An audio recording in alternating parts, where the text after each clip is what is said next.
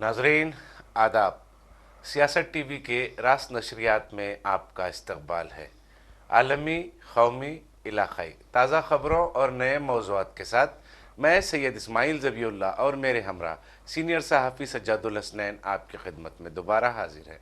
नाजरीन, आज की शुरुआत हम करते हैं पहलगाम दहशतगर्द हमले के बाद जिस तरीके के इंतबा, जिस तरीके के वार्निंग पाकिस्तान को दिए जा रहे थे, उस पर अमली इक़दाम शुरू हो गया है। हुकूमत हिंद ने सलाल और बगलेहार डैम से जो पानी निकलता है, चिनार डैम से जो पानी निकलता है, उसको बंद कर दिया है। 21% पानी का जो पाकिस्तान को इस इक़दाम से 21% पानी के कमी का ख़दशा लाहक है और पाकिस्तान की जानिब से भी इस तरीक़े का रद्द-ए-अमल पेश किया गया है। पाकिस्तान ये कह रहा है कि इस कदम से, पानी रोकने के कदम से, इंडस नदी में जो पानी का जो ट्रीटी, वाटर ट्रीटी थी, इंडस वाटर ट्रीटी थी, जिसको ख़त्म करने के बाद जो फ़ैसला हुकूमत हिंद ने लिया है, उस इक़दाम की वजह से, क्योंकि पाकिस्तान में अब मौसम फसल का मौसम है और वो जो खरीफ का जो मौसम है, वो मौसम पर इसका असर पड़ेगा। इसी से हम आज की शुरुआत करते हैं। जी सज्जा साहब। जी, गुज़िश्ता रोज़ देखिए, जैसा कि आपको याद होगा, इंडस वाटर ट्रीटी तो जो है 22 तारीख को जो हमला हुआ था पहलगाम में, उसके दूसरे ही दिन जो है मुअत्तल कर दी गई थी। हिंद ताश माहिदा मुअत्तल कर दिया गया था। उसके बाद हुकूमत हिंद ने कहा था कि हम जो है पानी बंद कर देंगे, पाकिस्तान का पानी बंद कर देंगे। तो उस सिलसिले में गुज़िश्ता रोज़ अहम कदम उठाते हुए दरियाए चनाब, जो कश्मीर से होकर पाकिस्तान में दाखिल होती है, ये दरिया कश्मीर से पाकिस्तान में दाखिल होता है, तो दरियाए चनाब में पानी पाकिस्तान की तरफ जो पानी बहता है, यहाँ यहाँ जो है यहाँ जो डैम है इंडिया में, उस डैम से जो है पानी, जो पाकिस्तान की बगलिहार डैम जिसको कहा जाता है, वहाँ से पानी जो है पाकिस्तान की तरफ जो जाता था, उसको अचानक रोक दिया गया। तो कल ही पाकिस्तान ने धमकी दी थी कि पानी रोकने की कोई भी कोशिश बर्दाश्त नहीं की जाएगी, लेकिन हुकूमत ने हिंद ने कहा था कि चूँकि हमने हिंद ताश माहिदे को जो है मुअत्तल कर दिया है, इसलिए हम मजाज हैं कि पाकिस्तान को पानी दें या ना दें, जी हम उसके मजाज हैं। जी। तो बहरहाल जो है अब एक पानी, धमकी भी आई थी, अगर पानी रोका गया तो हम न्यूक्लियर न्यूक्लियर हथियार का हथियार इस्तेमाल करेंगे, बिल्कुल वही इस्तेमाल कर, न्यूक्लियर बम का इस्तेमाल जी करेंगे। बंदर भपकी भी जी पाकिस्तान की जानिब पाकिस्तान, से दी गई थी। जी बिल्कुल। तो बहरहाल जो है अब पानी रोकने से, जहाँ तक मेरा ख्याल है, जैसा कि अभी जो है ये खबर आई है, आपने भी तज़किरा किया कि पाकिस्तान के ख़ास तौर पे जो है दरिया चनाब के जो है इलाक़ों में अतराफ पानी, अकनाफ के बिल्कुल इलाकों में ये मौसम पानी है, की, खरीफ का बिल्कुल मौसम है। खरीफ का मौसम है, पानी की किल्लत हो जाएगी। और जैसा कि जो है ख़ुद पाकिस्तान ने इतराफ़ किया है कि बगलिहार और सलार डैम से पानी रोकने की वजह से पाकिस्तान का 21% इलाका जो है वो मुतासर होगा। यकीनन देखिए, 21% इलाका एक बहुत बड़ा इलाका होता है। जी पूरे मुल्क का 21% जी। इलाका अगर कोई कहा जा रहा है, तो बहुत बड़ा इलाका है, वो मुतासर होगा। और जो है फसलें लगाने में बहुत मुश्किल पेश आएगी। जी जैसा कि हम देख रहे हैं कि ख़ुद पाकिस्तान ये इस बात का एतराफ़ कर रहा है कि ख़रीफ़ का सीज़न है, ख़रीफ़ की फसल लगाने का, और ये सीज़न शदीद मुतासर होगा। देखिए, इससे पहले भी जो है पाकिस्तान ही के माहिरीन ने जो है ये इतराफ़ किया था कि अगर पाकिस्तान चनाब का जो पानी रोका गया है, अगर ये पानी रोका जाता है तो पाकिस्तान में खुराक की किल्लत के हालात पैदा हो जाएंगे। पहले ही पाकिस्तान जी जो है वो माशी बदहाली का बदहाली का बदतरीन शिकार है। अशिया खुर्दनोश के जो वहाँ जी पे जो कीमतें हैं वो आसमान छू रही हैं। जी चावल, दाल, आटा वगैरह की जो हमने पिछले 1 साल 2 साल से हम मुसलसिल हमारी नज़र है वहाँ की ख़बरों पर, तो वहाँ से ये ख़बरें हमें मिल रही हैं। आटा शदीद महंगा है वहाँ पर और चावल की कीमतें बहुत ज़्यादा महंगी हो गई हैं, तरकारियाँ वहाँ पर महंगी हैं। तो इन हालात में हिंदुस्तान की जानिब से ये इक़दाम जो है वो उनके लिए एक मुश्किल खड़ा कर सकता है। जी बिल्कुल। देखिए, ये और एक मुश्किल, बल्कि बहुत मुश्किल जो है जी हो सकती है, क्योंकि देखिए फसल का ना होना ये सबसे बड़ा जो है एक मुश्किल मरहला होगा। पहले ही देखिए पाकिस्तान में जिस तरीके से वहाँ पे खुराक की किल्लत हो रही है, जिस तरीके से वहाँ पे ख़ास तौर पे अजनास, ग़िज़ाई अजनास जो है इतने महंगे हो गए हैं। जैसा कि कहा जा रहा है कि अब पाकिस्तान के लोगों को रोटी मिलना मुश्किल हो गया है। ये आज की बात नहीं है, ये गुज़िश्ता 2 सालों में जी जहाँ वहाँ जी सियासी अदम इस्तेहकाम जी आया है, जी उसके बाद वहाँ पे जो माशी बदहाली की जो सूरत हाल पैदा हुई है, उसके नतीजे में पाकिस्तान का आम आदमी मुश्किल हालात से दो चार है। वहाँ पे 200-300 रुपये जो है आटे की कीमत जी 300 रुपये हमने तक हमने पहुँच पढ़ी चुकी। थी। जी इत्तेफाक से मैं मुझे भी जी पढ़ने का मौका मिला था जी कि वो पाकिस्तान में आटा जो है वो 200-250-300 जी रुपये 300 रुपये तक किलो पहुँच तक गया। मिल बिल्कुल रहा है वहाँ पर। बिल्कुल। देखिए इतने इस तरह के हालात में देखिए वहाँ पाकिस्तान की जो बुनियादी खुराक है वो आटा गेहूँ है। जी अब गेहूँ की फसल पे अगर ये मुतासिर होगी पानी की, और यकीनन देखिए आपको भी जो है पता होगा कि सबसे ज़्यादा पानी अगर कोई फसल लेती है तो गेहूँ की फसल जी लेते हैं। अब गेहूं की फसल पानी की किल्लत से मुतासिर होगी तो यकीनन पाकिस्तान के लिए एक मुश्किल घड़ी है। अब पाकिस्तान ख़ुद जो है एतराफ़ कर रहा है कि 31% जो है वहाँ पानी का शार्टेज, 21% वहाँ पे पानी का शार्टेज हो जाएगा मजमूई एतबार से। तो यकीनन ये एक बहुत बड़ा जो है झटका है पाकिस्तान के लिए, जो हिंदुस्तान की तरफ से दिया गया है। देखिए इससे पहले भी बार बार कहा जा रहा था कि पाकिस्तान मुसलसल इंडिया पे हमले करता है, चाहे मतलब तारीख उठा के हम देखेंगे, चाहे मुंबई के जो है मुसलसिल अब 12 रोज से जी मुसलसिल सरहद पार से सरहद पे फायरिंग का मामला चल रहा है, बिला इश्तियाल फायरिंग जी की जा रही है। मतलब हमारे जो फौजी जवान है सरहदों पर तैनात हैं, उन्हें निशाना बनाने की कोशिशें की जा जी रही है। इश्तियाल अंगेज़ी तो पाकिस्तान की फितरत में है।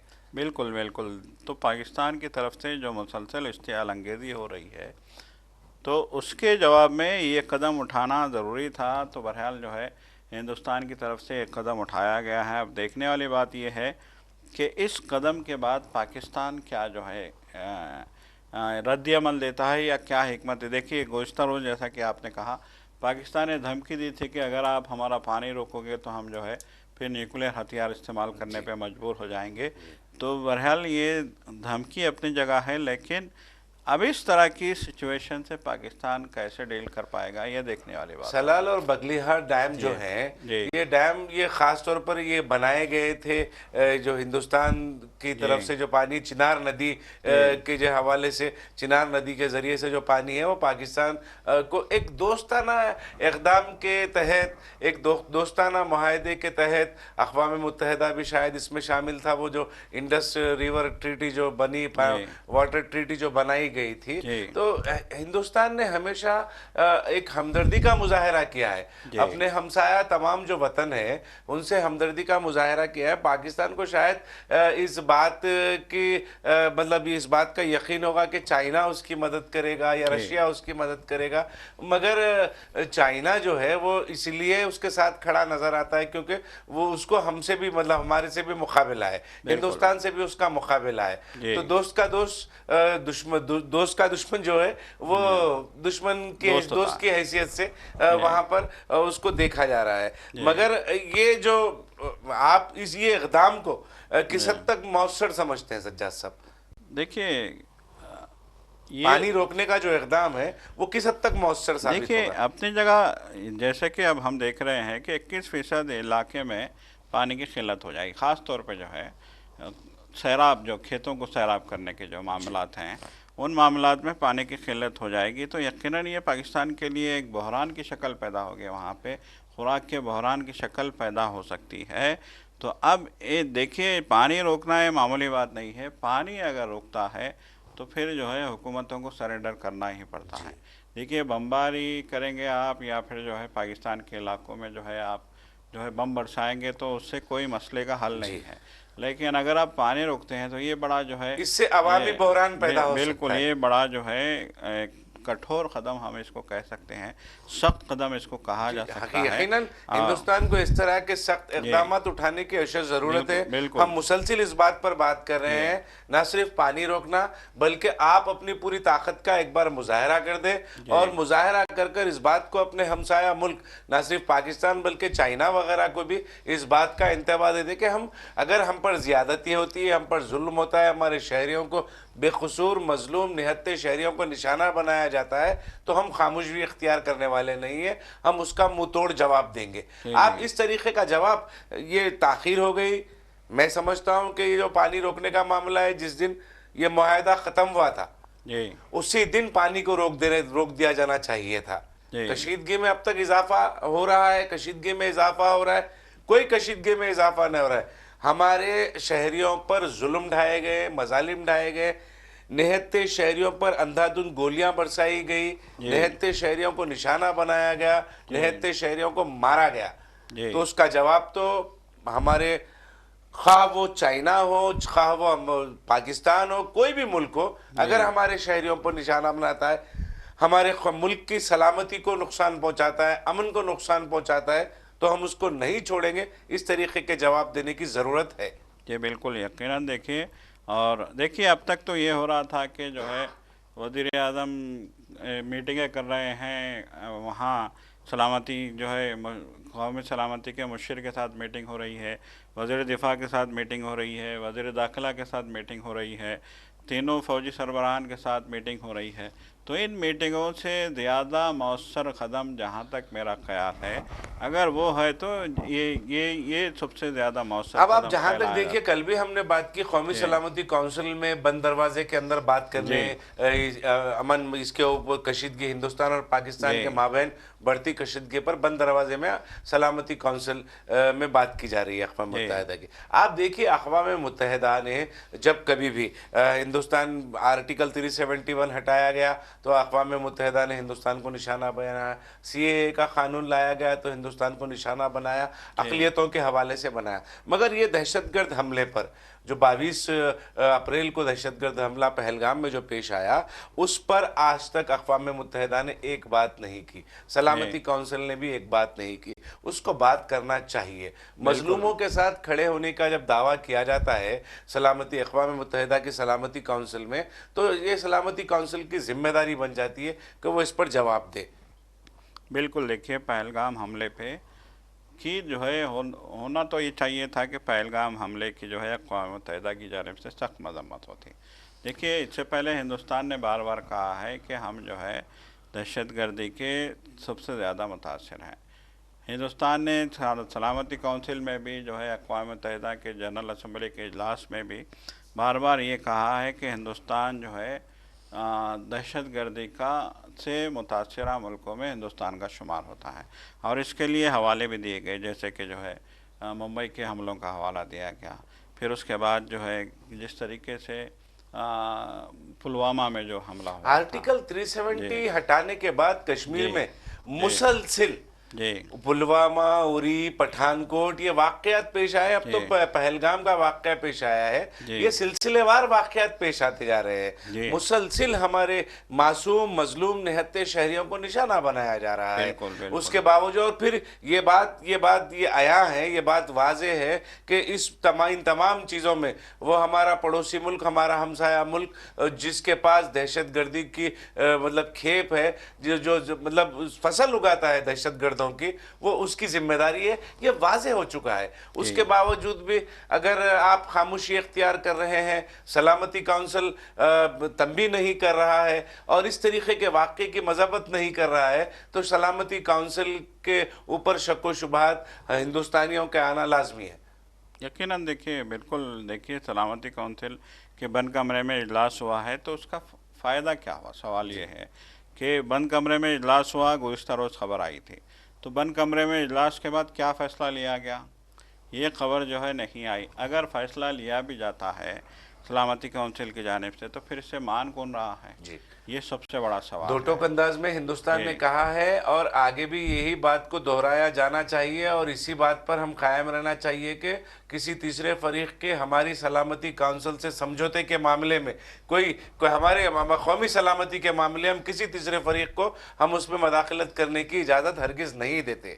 अब देखिए, आप यहाँ पर इक़दामात उठाए जा रहे हैं वज़ारत दाखिली उमूर की जानिब से। ये हिदायत दी गई है तमाम रियासतों को कि वो जो मॉक ड्रिल जो है वो 7 मई के दिन पूरे अपने अपने रियासतों में वो अंजाम दे करें।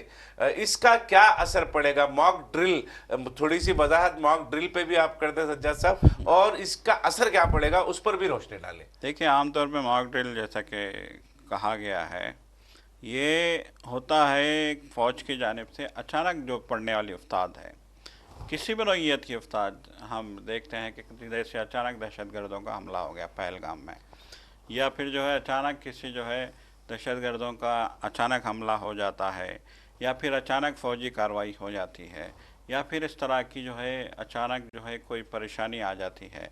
तो उस सूरत में लोगों को बचना कैसे चाहिए, और जो है फ़ौजें वहाँ पहुँचती हैं तो फ़ौजों का क्या कार्रवाई होती है, वो इस तरह का जो है एक मॉक ड्रिल, इसको हम यही कह सकते हैं कि एक तमसीली ड्रामा, हम इसको जो है इसका नाम दे सकते हैं। तो वो होता है कि आप किसी भी जो है बड़े मॉल में, या किसी बड़ी जो है गार्डन में, या किसी जो है बड़े चौराहे पे, या फिर उस इलाके में जहाँ बहुत बड़ी तादाद में लोग हैं, वहाँ पे अचानक मॉक ड्रिल शुरू हो जाती है। मॉक ड्रिल में ये भी होता है कि किसी इमारत में आग लग गई, तो उस आग से बचने के लिए आपको क्या करना है, इसका भी जो है ये एक तरीके से हम कह सकते हैं ट्रेनिंग तरबियत दी जाती है शहरियों को, और जो फौजी जवान हैं उन्हें, मतलब जो ठीक है अब यहाँ बैठे हुए हैं कि सरहद पर गए नहीं, मुख्तलिफ रियासतों में कैंप लगे हुए हैं, तो मुख्तलिफ रियासतों में वो मुक़िम है, तो उन्हें भी एक हिसाब से चार्ज किया जाता है। रिचार्ज, जैसा फ़ोन की बैटरी डाउन होती है तो फिर हम प्लग लगाते हैं और उस फोन को रिचार्ज करते हैं, तो उसी तरीके से जवानों को भी चार्ज किया जाता है और आम शहरियों की भी इसमें तरबियत होती है। इसके असरात क्या पड़ सकते हैं?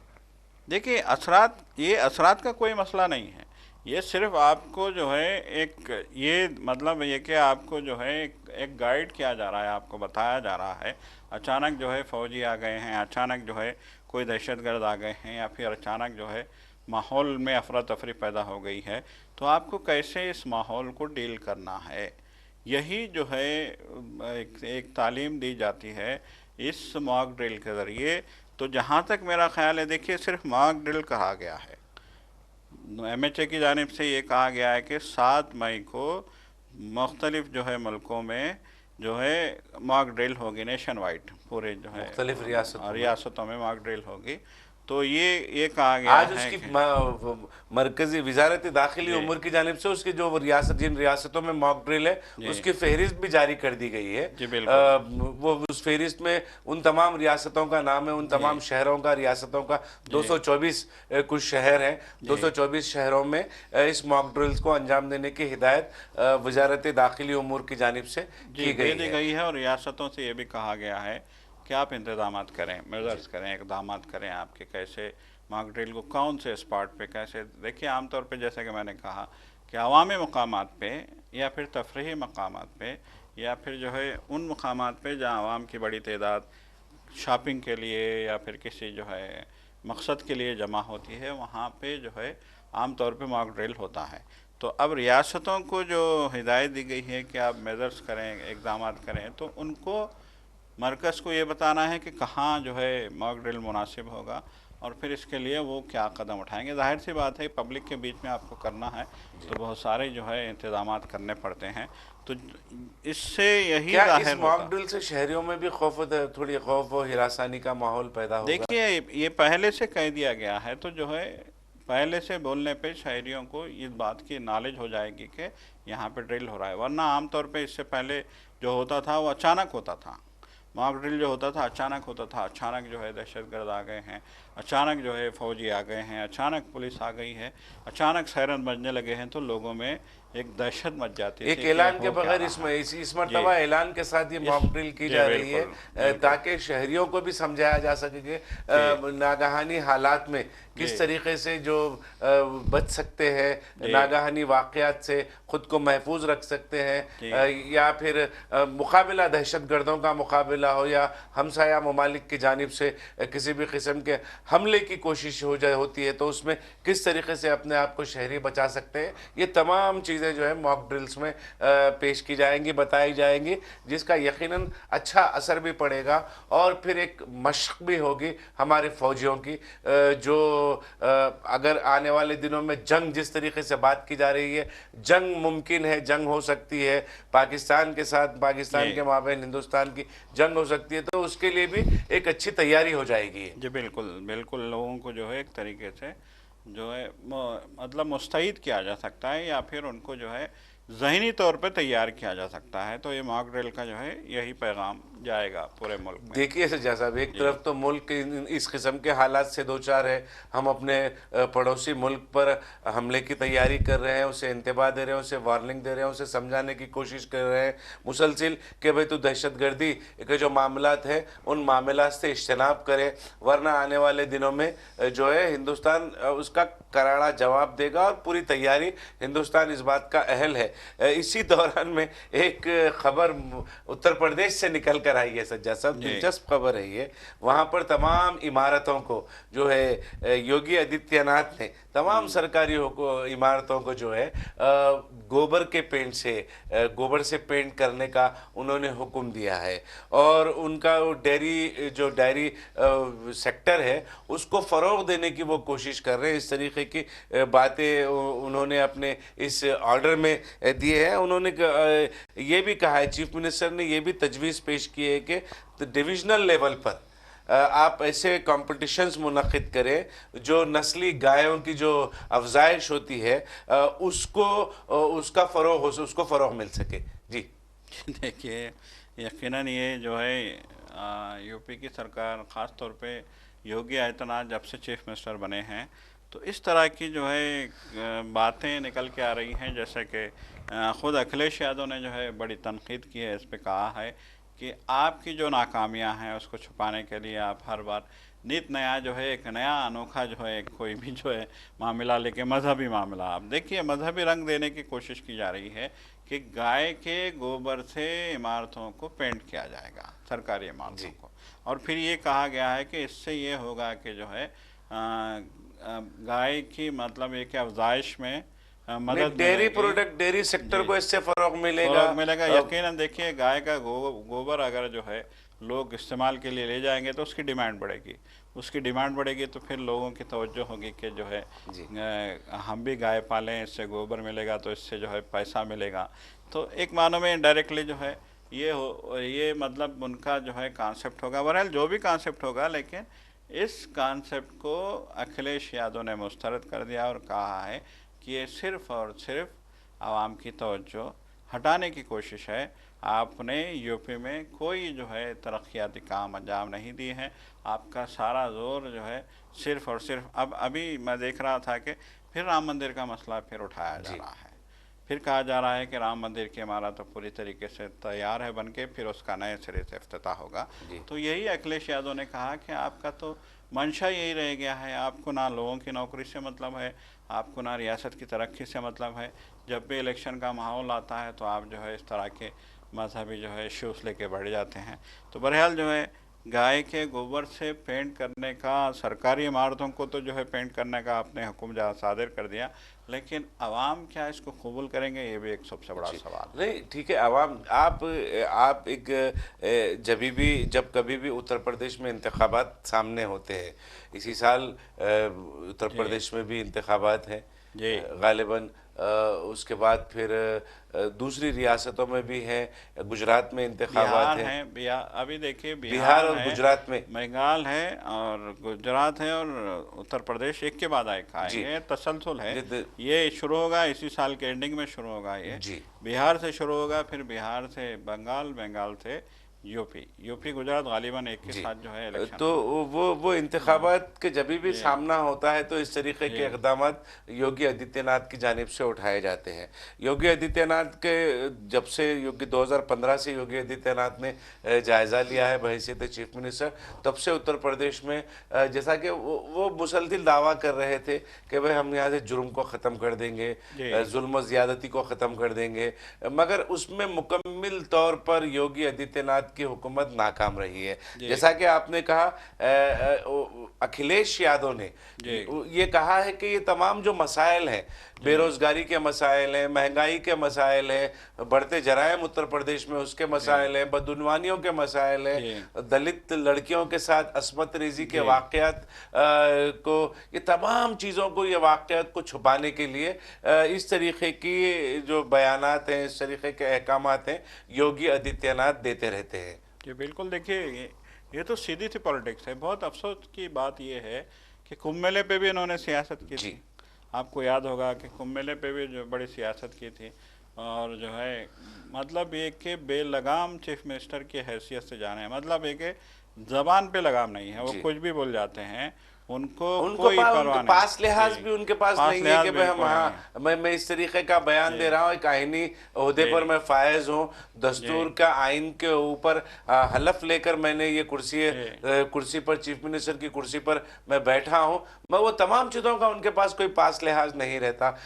जो मन में आया, जिस तरीके का उनकी जो बिल्कुल जबान है, जिस तरीके की उनकी जहनियत है, वो दिल दिमाग उनका जो कहता है वो उनकी जबान से मुसलसिल आया होते रहता है। पिछले असेंबली सेशन का वाकया है, जी कटमुल्ला का लफ्ज़ जो है, जी उन्होंने उर्दू के मुताल्लिक़ जब बात हो रही थी, समाजवादी पार्टी के लीडर ने जब एतराज़ किया तो वो आप कटमुल्ला मुल्ला बनाना चाह रहे हैं, मौलवी बनाना चाह रहे हैं। तो इस तरीके की ज़बान का इस्तेमाल उनकी आदत है। आदत है, और बहुत ही ज़्यादा जो है वो बहुत ज़्यादा मतलब एक कि बदज़ुबानी बहुत ज़्यादा जो जी है करते हैं। तो बहरहाल अखिलेश यादव ने एतराज़ तो किया है। अब देखने वाली बात यह है कि कावडंग का जो ये इन्होंने जो है ये मतलब एक गाय के गोबर के पेंट का जो कॉन्सेप्ट इन्होंने शुरू किया है, उसको आवाम किस हद तक लेते हैं, किस नज़रिए से लेते हैं, ये देखने वाली बात होगी। ये अवाम अगर ना भी ले तो इनका जो प्रोपोगंडा होता है, वो जी प्रोपोगंडे के जरिए से उसमें अपने आप को वो कामयाब हमेशा दिखाते रहे हैं। कुंभ में नाकामियां हुए, कुंभ मेला के बहुत सारे वाकयात हुए, भगदड़ में मरने वालों की नाशें तक जी नहीं मिली, जी इस तरीके की बातचीत भी सामने आई। राम मंदिर का जब इफ्तिताह की बात हुई तो राम मंदिर प्रतिष्ठा जो जो भी था वो उस टाइम पे भी बहुत सारे बदउनवानियां निकल कर सामने आई, जी बहुत से मनादिर को मुनहदिम कर दिया गया कॉरिडोर जी बनाने के लिए, ये मामला सामने आए। और फिर वो जो कंस्ट्रक्शन हुआ था, वो कंस्ट्रक्शन भी नाकिस था, कई मुकामात पर दरारें पड़ने की भी खबर आई, जी क्योंकि ये तमाम काम जो है रियासती हुकूमत की निगरानी में हो रहा था। निगरानी में हुए तो थे। जब जब आप ये तमाम चीज़ों पर नाकाम हुए तो फिर एक नई चीज़ आप लेकर आते हैं, जी उसमें भी यकीनन नाकामी होगी। आप वो नाकामी का, आप जो आप पिछले पार्लियामेंट इलेक्शन हुए, जी आप उसके नतायज को देख लें। आप किस तरीके से योगी आदित्यनाथ के फैसलों से यूपी की आवाम नाराज है, उसका इजहार पिछले पार्लिमानी इंतखाबात के नतायज में आपको देखने को मिला। बिल्कुल यकीनन। देखिए यही अब देखिए अब सबसे बड़ा परेशानी बीजेपी की यही है कि उसकी एमपी की सीटें आधी हो गई यूपी में। तो बहरहाल देखिए अब योगी आदित्यनाथ देखिए इसी तरह के हरबों के ज़रिए अगर वो यूपी का इलेक्शन जीतना चाहेंगे तो ये नामुमकिन नज़र आता है। जी, अब शायद लगता है कि उसी बात का डर है योगी आदित्यनाथ को कि भाई आने वाले इंतखाबात में जो है उन्हें यकीनन नाकामी का सामना करना पड़ेगा। इसीलिए एक नई चीज़ को, तमाम सरकारी इमारतों को गाय के गोबर से पेंट करने का एक ऑर्डर लेकर वो आए। देखना है कि वो अपने इस ऑर्डर में किस हद तक कामयाब होते हैं। अब यूपी के आवाम का दिल जीतने में वो किस हद तक कामयाब होते हैं, आने वाले दिनों में ये सब साब में निकल कर आएगा यकीनन। तो नाजरीन, अब वक्त हो चला है सियासत टीवी के दीगर प्रोग्रामों से आप जुड़े रहें। हमारा ये प्रोग्राम आपको कैसा लगा, आप अपनी राय ज़रूर कमेंट बॉक्स में अरसाल करें। और सियासत टीवी की सारी टीम को अब दे इजाज़त। खुदा हाफिज़। खुदा हाफिज़।